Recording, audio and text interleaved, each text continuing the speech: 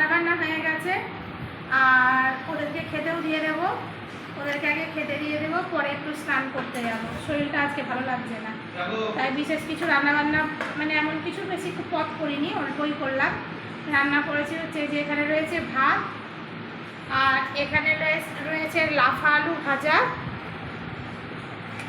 আর এখানে করেছি চাপলা মাছ অর্থাৎ খয়রা মাছ।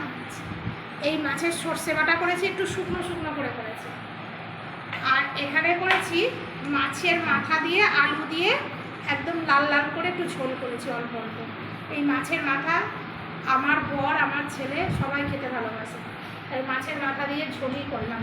লাউও ছিল, কিন্তু লাউটা আর করলাম না, মাছের মাথা দিয়ে আলু দিয়েই ঝোল করলাম। আজকে এগুলোই করেছি, ওদেরকে খেতে দিয়ে নিই।